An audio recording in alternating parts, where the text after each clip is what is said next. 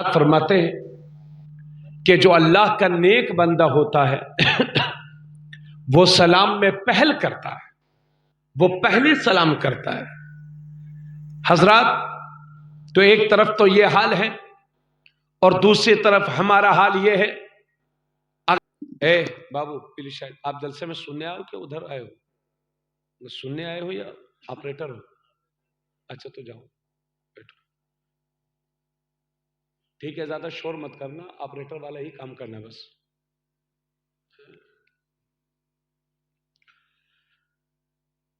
دوسری طرف ہمارے جذبات کا عالم یہ ہے کہ اگر نقیب اہل سنت کہیں کہ میں نعرے حیدری لگا رہا ہوں، آپ علی علی بولتے رہنا، تو وہ نعرے حیدری کہیں گے اور مسلمانوں کے نوجوان علی علی کرتے رہیں گے، یا حسن یا حسین یا علی صبح کے 4 بجے تک کرتے رہیں گے۔ مگر یاد رہے مولا علی ہمارے ان کھوکھلے نعروں سے خوش نہیں ہوں گے۔ مولا علی تب خوش ہوں گے جب ہم ان کی تعلیم پر عمل کریں گے۔ وہی مولا علی فرماتے ہیں کہ منافق ہے وہ جو انتظار کرے کہ لوگ مجھے سلام کریں، اور مومن ہے وہ جو بڑھ کر کے پہلے اپنے بھائی کو سلام کرے۔ تو منافق ہے وہ بندہ جو انتظار کرتا رہتا ہے کہ لوگ مجھے سلام کریں۔ دوستو، یہ سلام گھمنڈ سے بچنے کا ذریعہ ہے، تکبر سے بچنے کا ذریعہ ہے۔ حضرات گرامی، ایک صحابی اللہ کے نبی صلی اللہ علیہ وسلم کی بارگاہ میں حاضر ہوئے۔ حاضر ہونے کے بعد عرض کرتے ہیں، یا رسول اللہ صلی اللہ علیہ وسلم، غریبی نے گھیر رکھا ہے، یا رسول اللہ کچھ حل فرما دیں۔ تو اللہ کے نبی صلی اللہ علیہ وسلم نے ان سے فرمایا، میرے صحابی، اگر یہی حال ہے تو ایک کام کیا کرو، جب شام کو گھر آیا کرو تو ایک بار سلام کر لیا کرو اور 3 بار قل هو اللہ شریف پڑھ لیا کرو، اللہ تمہاری غریبی کو ختم فرما دے گا۔ میرے نبی نے حضرت انس سے فرمایا تھا، بیٹا انس، جب گھر میں داخل ہوا کرو تو گھر والوں کو سلام کیا کرو، کیونکہ سلام کی برکتیں اللہ تجھے بھی عطا فرمائے گا، تیرے گھر والوں کو بھی عطا فرمائے گا۔ مگر ہمارا عجیب مزاج ہے، ہم سب کو سلام کرتے ہیں، مگر جب ہم گھر میں جاتے ہیں تو اپنے گھر والوں کو سلام نہیں کرتے۔ اپنے بچوں کو سلام کرنے سے ہمیں شرم لگتی ہے، اپنی بیویوں کو سلام کرنے میں ہم انسان آج کا مرد اپنی توہین سمجھتا ہے، سمجھے؟ جبکہ میرے نبی نے حضرت انس سے فرمایا تھا، جب گھر جاؤ بیٹے انس تو گھر والوں کو سلام کیا کرو، کیونکہ سلام کی برکتیں اللہ تجھے بھی عطا فرمائے گا، تیرے گھر والوں کو بھی عطا فرمائے گا۔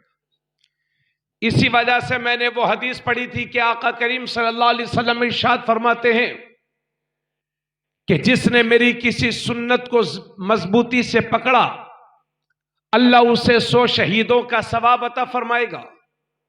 اور ایک دوسری حدیث میں ہے، آقا فرماتے ہیں جس نے میری کسی مردہ سنت کو زندہ کیا، یعنی ایسی سنت کو زندہ کیا کہ جس پر عمل کرنا لوگوں نے چھوڑ دیا ہو، تو حضور فرماتے ہیں جس نے میری کسی مردہ سنت کو زندہ کیا تو گویا کہ اس نے مجھے زندہ کیا، اور جس نے مجھے زندہ کیا قیامت کے دن جنت میں وہ میرے ساتھ داخل ہوگا۔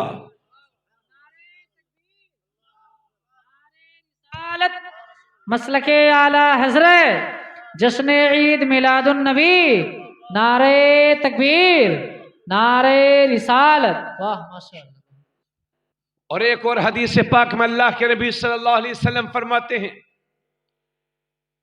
کہ جس نے میری کسی اچھی سنت کو رائج کیا تو جتنے لوگوں نے اس پر عمل کیا ان سب کا ثواب بھی رائج کرنے والے کو اللہ عطا فرمائے گا، اور ان کے ثواب میں کچھ کمی بھی واقع نہیں ہوگی۔ اور جس نے برے طریقے کو قوم میں سماج میں رائج کیا تو جتنے لوگوں نے اس برے طریقے پر عمل کیا ہے اللہ ان سب کو تو گناہ عطا فرمائے گا ہی، ان سب کے برابر اتنے گناہ اس کو بھی عطا فرمائے گا کہ جس نے قوم میں برا طریقہ رائج کیا ہے۔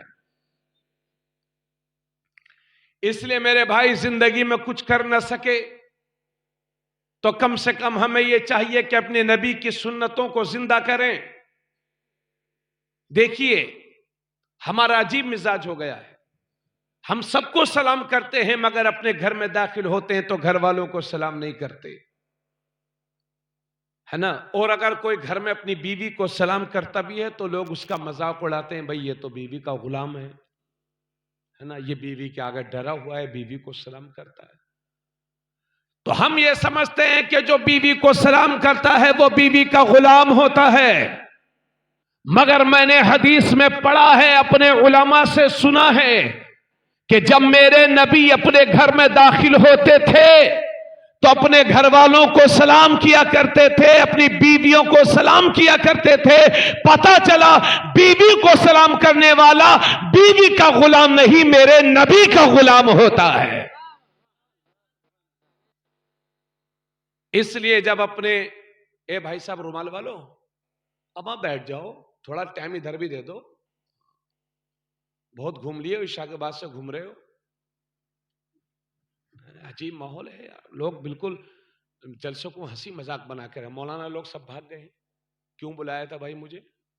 میں اللہ کا شکر ہے، میں پورے بھارت میں جاتا ہوں تقریر کرنے، لوگ بلاتے ہیں مجھے، اور پورے ادھر 2-3 مہینے میں سب سے چھوٹی محفل آج ملی ہے۔ محفل چھوٹی ہو بڑی اس سے غرض نہیں ہے، مگر جب بلائیں تو اس کی قدر کرنا چاہیے کم سے کم، ورنہ وقت برباد کرنے سے کیا فائدہ۔ تو میں یہ عرض کر رہا تھا کہ جب اپنے گھر میں جایا کرو تو اپنے گھر والوں کو بھی سلام کیا کرو۔ آج تک آپ نے سلام نہیں کیا ہوگا بہت سارے لوگوں نے گھروں میں، لیکن آج ہی کے بعد اس کی شروعات کر دیجئے۔ اپنے گھر جائیے، سلام کیجئے، اور اپنے گھر والوں کو بتائیے کہ جب گھر میں آیا کرو کہیں سے بھی تو سلام کیا کرو۔ سمجھ گئے؟ حضرات گرامی اور ہمارے علماء فرماتے ہیں کہ جب گھر میں داخل ہو تو گھر والوں کو سلام کرو، اور گھر میں کوئی نہ ہو، گھر خالی ہو، تب اپنے نبی کو سلام کرو، اس لیے کہ ہر مسلمان کے گھر میں حضور کی روح پاک حاضر و ناظر رہتی ہے۔ گھر میں کوئی نہ ہو تو اپنے نبی کو سلام کرو، السلام علیکم یا رسول اللہ، الصلاۃ والسلام علیک یا نبی اللہ۔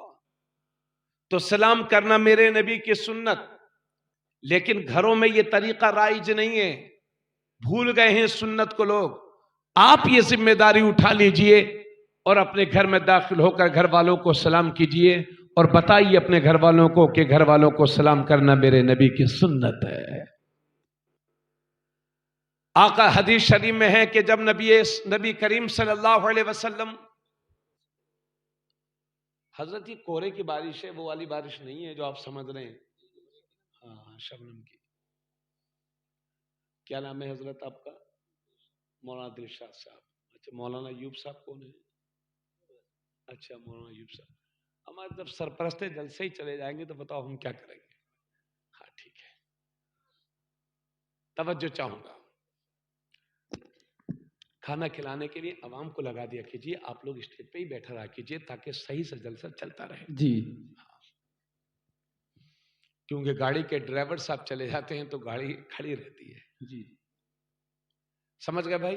جی حضرت۔ میں نے حدیث شریف میں پڑھا ہے کہ جب اللہ کے نبی صلی اللہ علیہ وسلم بچوں کے پاس سے گزرا کرتے تھے تو بچوں کو بھی سلام کیا کرتے تھے۔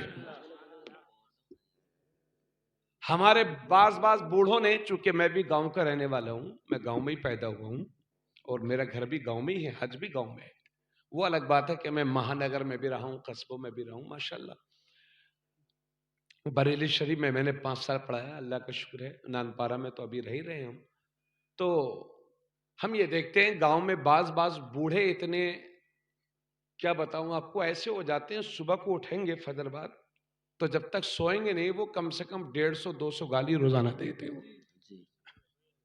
اور اگر انہیں کوئی سمجھائے کہ مولانا دلشاد یہ مولوی جمعہ دن یہ ہمیں سمجھائی تھے کہ اسلام کیا ہے، ہم نہ جانی تھے، अमा जानी तो सब कुछ हो चाचा, मगर अमल करो। बूढ़े हो गए हो तो हमारी ये जिम्मेदारी बनती है, हमारी कौम के जिम्मेदार लोगों की ये जिम्मेदारी बनती है कि अपनी आने वाली नस्लों के लिए बेहतरीन रास्ता हमवार करें। अगर हम गाली देंगे तो हमारी आने वाली नस्लें और ज्यादा बिगड़ेंगी।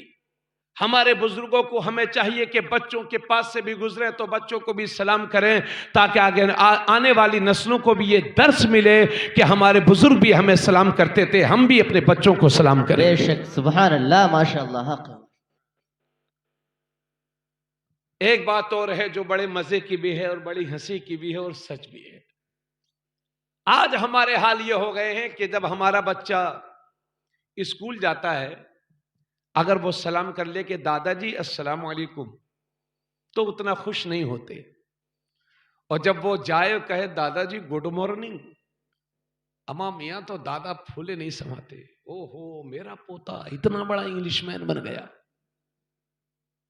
जब उधर से आया तो दादाजी गुड आफ्टरनून, अम्मा तो 70 साल की दादी भी उछल पड़ी, अरे मेरा पोता इतना बड़ा, इतना पढ़ लिख गया मेरा पोता। हाँ, इंग्लिश मतलब अस्सलाम वालेकुम पे खुशी नहीं है, गुड नाइट गुड मॉर्निंग पे खुश है। यानी अंग्रेज तो चले गए मगर अपने गुलाम छोड़ गए। ये इस ज़हनी गुलामी को हमें, इस ज़हनी गुलामी से हमें अपने ज़मीर को आज़ाद कराना होगा। ये वो, हालांकि ये वो सलाम है जिस पर हम मरे जा रहे हैं। गुड मॉर्निंग का मतलब यह है कि तुम्हारी सुबह अच्छी हो, भले से दोपहर को तबीयत खराब हो जाए। गुड आफ्टरनून का मतलब यह है कि तुम्हारी दोपहर अच्छी हो, भले से शाम को डेंगू हो जाए। गुड नाइट का मतलब यह है कि रात अच्छी हो, भले से सुबह को आंख खुले या ना खुले।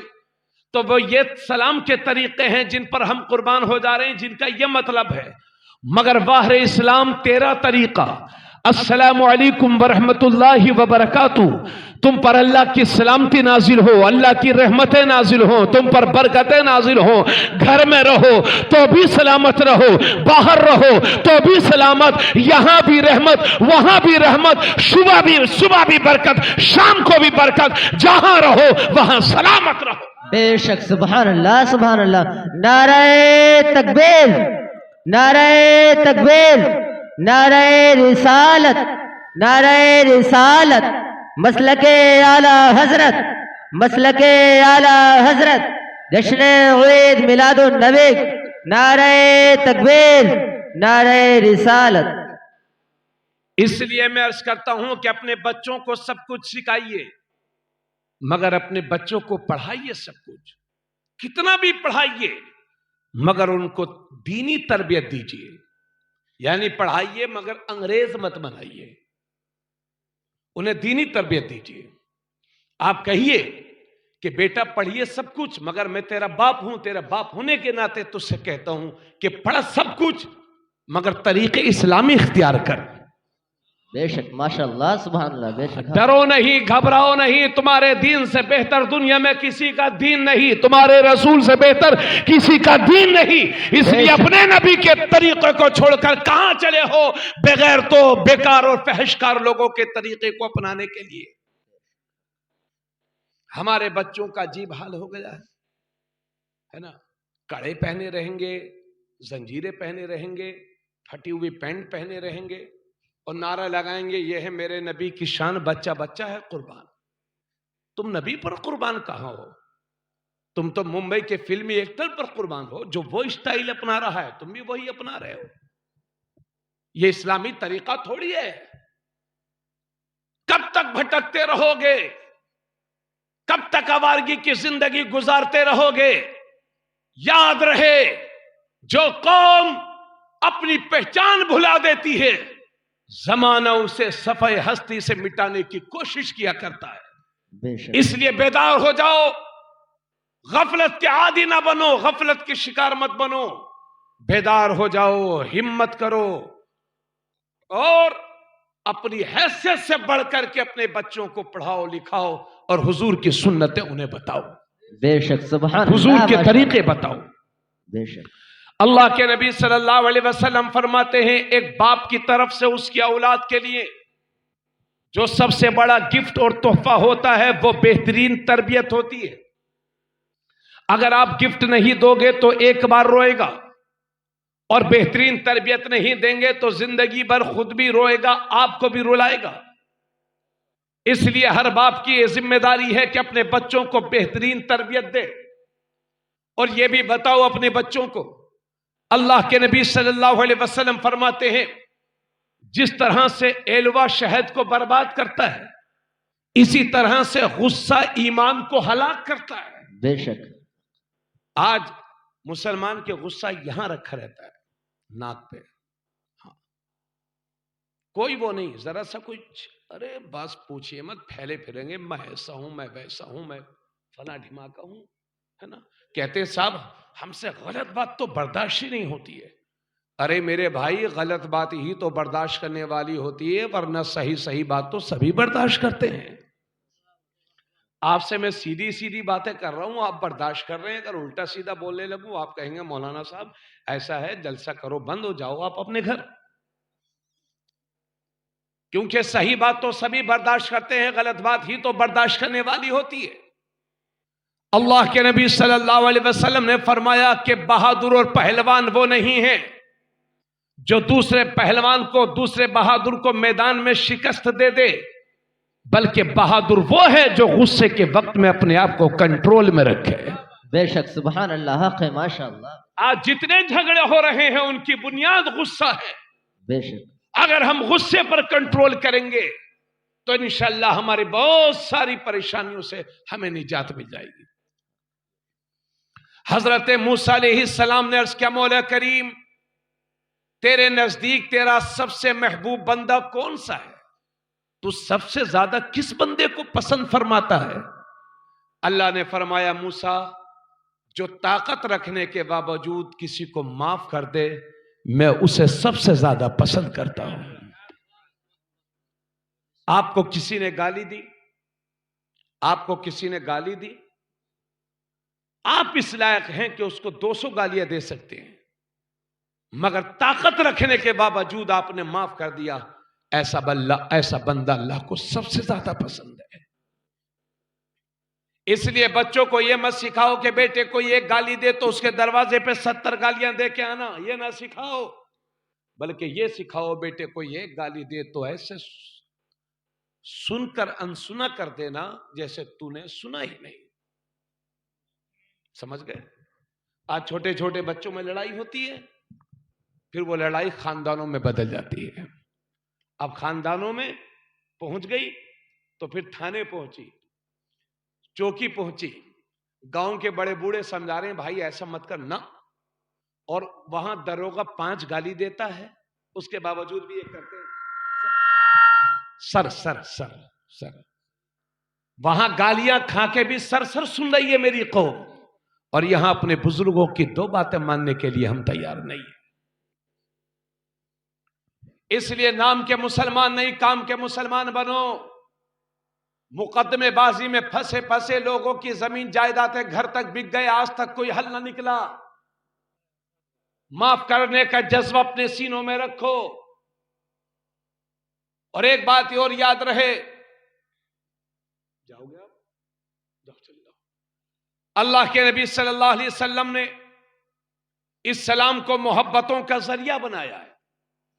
اور ایک حدیث شریف اور عرض کر دوں، آقا کریم صلی اللہ علیہ وسلم فرماتے ہیں سل من قطعک وَأُعْتِي مَنْ حَرَمَكَ وَعْفُ عَمَّنْ ظَلَمَكَ۔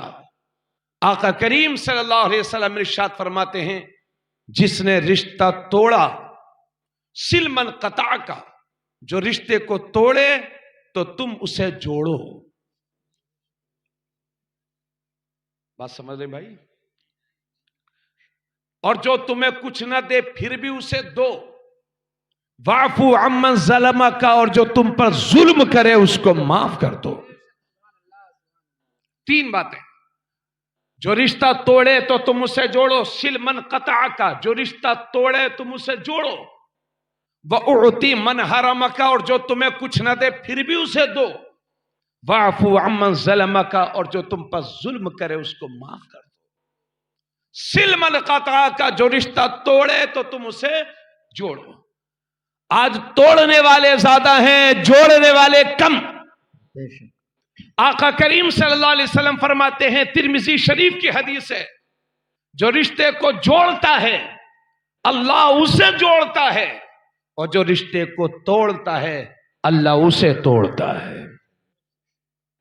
ہمیں جب مشین توڑے تو ہڈی چکنا چور ہو جاتی ہیں، اور جب خدا توڑے گا تو ہڈیوں کا ذرے بھی نہیں ملیں گے۔ ہاں،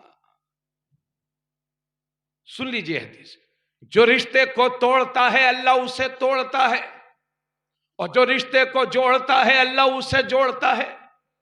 توڑنے والے کو قاطع کہتے ہیں، عربی میں قاطع، جوڑنے والے کو واصل کہتے ہیں، واصل جوڑنے والا۔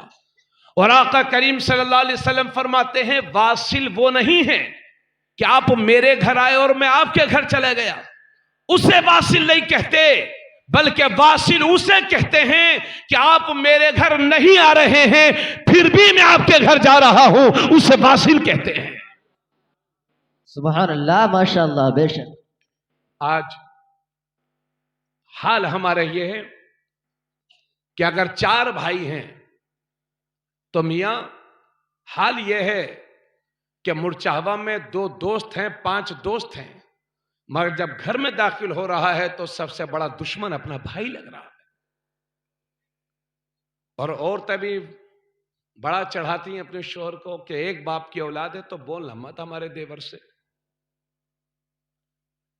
تو تمہاری بیوی یہ کہتی ہے کہ رشتے کو توڑ، اور جس نبی کا کلمہ پڑھتے ہو وہ نبی فرماتے ہیں رشتے کو جوڑ۔ بے شک۔ اب یہ فیصلہ کرنا ہوگا آپ کو کہ آپ کو لوگوں کی باتوں پر عمل کرنا ہے یا اپنے حضور کی باتوں پر عمل کرنا ہے۔ اللہ کے نبی صلی اللہ علیہ وسلم فرماتے ہیں، جو یہ چاہتا ہے کہ اس کی عمر میں برکت ہو اور اس کے روزی میں اضافہ ہو، تو حضور صلی اللہ علیہ وسلم فرماتے ہیں اسے چاہیے کہ اپنے ماں باپ کے ساتھ اچھا سلوک کرے، اپنے ماں باپ کی خدمت کرے اور رشتہ داروں کا خیال رکھے۔ سمجھ گئے؟ ہاں، ایک بار جب ٹوٹ جاتی ہے تو پھر زندگی بھر جڑتی نہیں ہے، ایک بار جب رشتہ داری کٹی تو پھر جڑتی نہیں ہے، اور بعد میں جڑتی بھی ہے تو بیچ میں دھاگا آ جاتا ہے۔ اس لیے کوشش کرو کہ ایک بار ہی نہ ٹوٹے۔ رشتہ داروں کی بڑی فضیلت ہے، ایسا نہیں ہے کہ اٹھایا مصلی مسجد میں پہنچ گئے کہ میں کسی رشتہ دار سے نہیں بات کروں گا، نہ نہ نہ، اللہ ایسی عبادت سے خوش نہیں ہوگا۔ اپنے رشتہ داروں کے ساتھ حسن سلوک کرنا یہ بھی ایک عبادت ہے۔ بات سمجھ میں آ رہی ہے بھائی آپ؟ وَعُوتِ مَنْ حَرَمَ کا، جو تمہیں کچھ نہ دے اسے دو۔ وَعْفُ عَمَّنْ ظَلَمَ کا، جو تم پر ظلم کرے اس کو معاف کر دو۔ اسی حدیث پر سرکار خواجہ غریب نواز نے عمل کیا تھا، اور جب مدینہ شریف سے اللہ کے نبی نے فرمایا معین الدین ہندوستان جاؤ، تو دنیا کے بہت سارے ملکوں کا دورہ کر کے دہلی پہنچے، اور جب دہلی پہنچے صدائے لا الہ الا اللہ بلند ہونے لگی، توحید و رسالت کی دعوت دی جانے لگی۔ تو ایک دن وہ بھی آیا کہ جب خوب شہرت ہو گئی، لوگ کلمہ پڑھنے لگے، تو ایک نوجوان لڑکے کو لوگوں نے چڑھا دیا اور کہا تجھے اتنا انعام دیا جائے گا، ایسا کر، اس منوش کا قتل کر دے، اس اللہ والے کا مرڈر کر دے۔ وہ نوجوان زہر میں بجھا ہوا ایک نیزہ بغل میں چھپا کر کے، بغل کے نیچے چھپا کر کے خواجہ غریب نواز کی بارگاہ میں حاضر ہوتا ہے۔ خواجہ غریب نواز تبلیغ کر رہے تھے، اللہ اور اس کے رسول کی باتیں بتا رہے تھے۔ بیٹھا رہا بیٹھا رہا بیٹھا رہا، جب سب لوگ اٹھ کے چلے گئے تو وہ اٹھ کر کے نہیں گیا۔ خواجہ نے فرمایا آپ کیوں نہیں جاتے؟ تو وہ کہتا ہے کہ میں نے آپ کی بڑی شہرت سنی تھی، لوگوں نے مجھے آپ کے بارے میں بتایا تو آپ سے ملنے کے لیے آیا ہوں۔ میرے خواجہ تو سمجھ ہی گئے، اللہ نے ان کو روحانی طاقت دی تھی، کہا سب چلے گئے تم کیوں نہیں جاتے؟ تو خنجر یا نیزہ نکالا، خواجہ کے قدموں پر رکھ کے بولا حضور آپ کے دشمنوں نے مجھے چڑھا دیا تھا اور سر لانے کے لیے لالچ دے دیا تھا، اب یہ میری گردن ہے، یہ خنجر ہے، جو چاہیں سزا دیں، میں آپ کے قتل کرنے کے ارادے سے آیا تھا، مگر حضور معاف فرما دیں، یہ گردن ہے اور یہ خنجر ہے، جو چاہے سزا دیں۔ تو میرے خواجہ چاہتے تو لوگوں سے کہتے یہ میرا مرڈر کرنے آیا تھا، اس کو پکڑ لو، اس کو قتل کر دو، مگر میرے خواجہ نے معاف کر دیا۔ نتیجہ یہ نکلا کہ اس نے کلمہ پڑھا، خواجہ کا مرید بنا، خواجہ کا خلیفہ بھی بنا، اور جو میرے غریب نواز کا قتل کرنے آیا تھا، آخری عمر میں اللہ نے اسے اتنا بلند مرتبہ عطا فرما دیا کہ اس نے زندگی میں 45 بار کعبۃ اللہ کا حج کر لیا تھا۔ بے شک، سبحان اللہ، ماشاء اللہ، سبحان اللہ۔ جو قتل کرنے آیا تھا، خواجہ غریب نواز کا جو قتل کرنے آیا تھا، اس نے میرے خواجہ نے معاف کر دیا، مسلمان بنا، خلافت دی، اور میں نے کتابوں میں یہاں تک پڑھا ہے کہ وہ کعبہ شریف کی خدمت کرتے کرتے آج مکہ شریف میں ان کا مزار شریف ہے۔ سمجھ گئے بھائی؟ ہاں، تو میں یہ کہہ رہا تھا کہ ظلم کرنے والوں کو معاف کرنے کا جذبہ اپنے بزرگوں سے سیکھو۔ حضرت گرامی، اس لیے میں عرض کر رہا ہوں کہ اپنے بچوں کو تربیت دو۔ یہ ہمارے عزیز مولانا قاری اسرار صاحب اگر یہ مجھ سے کہیں، میرے کان میں کہیں کہ حضرت آپ اس بات کو بھی بول دیجئے، اور میں ان کی بات کو نہ سنوں، تو میں دوبارہ مجھ سے کہیں گے کہ حضرت اس بات کو بول دیجئے، پھر بھی میں ان کی بات نہ سنوں، تو مجھ سے تیسری بار کہیں گے۔ آپ لوگ سن نہیں رہے ہیں میری بات، پھر سن لیجئے۔ اگر حضرت میرے کان میں کہیں کہ حضرت یہ بات بول دیجئے، میں نہ مانوں، دوبارہ کہیں گے حضرت یہ بول دیجئے، پھر بھی نہ مانوں، تو تیسری بار مجھ سے کہیں گے حضرت یہ بھی بول دیجئے، پھر بھی میں نہ مانوں، تو یہ ایسا ناراض ہوں گے کہ شاید زندگی میں مجھ سے پھر کبھی دوبارہ بات کریں یا نہ کریں، اس کی کوئی گارنٹی نہیں ہے۔ توجہ چاہوں گا، اگر یہ 3 بار مجھ سے کوئی بات کہیں اور میں عمل نہ کروں تو یہ ناراض ہو جائیں، تو سوچو تو صحیح، میرا رب مختلف صیغوں کے ساتھ قرآن میں 700 بار نماز کا ذکر فرما رہا ہے، پھر بھی ہم نہیں پڑھیں گے تو رب کی رحمت روٹھے گی کہ نہیں؟ رب ناراض ہوگا کہ نہیں؟ 100 باتوں کی ایک بات، آج مسلمانوں کے جو سامنے مسائل کا انبار لگا ہوا ہے، آج ہمارے سامنے جو حالات کھڑے ہیں، اس کی سب سے بڑی وجہ یہ ہے کہ ہم نے اپنے رب کے حضور سجدے کرنا چھوڑ دیا ہے۔ آج اسی گاؤں میں 90% لوگ وہ ہوں گے کہ جو صرف جمعہ پڑھتے، 5 وقت کی نماز نہیں پڑھتے، اور معاف کریے گا، اسی مجمع میں کچھ لوگ ایسے ہوں گے کہ جنہوں نے 5-6 مہینے سے فجر کی نماز ایک بار بھی نہیں پڑھی ہوگی، معاف کریے گا مجھے۔ جبکہ کفر اور شرک کے درمیان سب سے بڑا فرق نماز کا ہے۔ بے شک، مشرک کی پہچان یہ ہے کہ وہ در بدر جھکتا ہے، مومن کی پہچان یہ ہے کہ وہ صرف خدا کے لیے بے جھکتا ہے۔ شک، سبحان اللہ، بے شک۔ اللہ کے نبی صلی اللہ علیہ وسلم نے ارشاد فرمایا، اے لوگو، جب تمہارے بچے 7 برس کے ہو جائیں تو انہیں نماز کا حکم کرو، اور جب تمہارے بچے 10 سال کے ہو جائیں تو انہیں مار مار کر کے نماز پڑھاؤ۔ مارنے کا یہ مطلب نہیں ہے کہ آپ ڈنڈا لے کر ماریے، بلکہ مارنے کا یہ مطلب ہے آپ اسے ڈانٹ دیجئے، تنبیہ کر دیجئے۔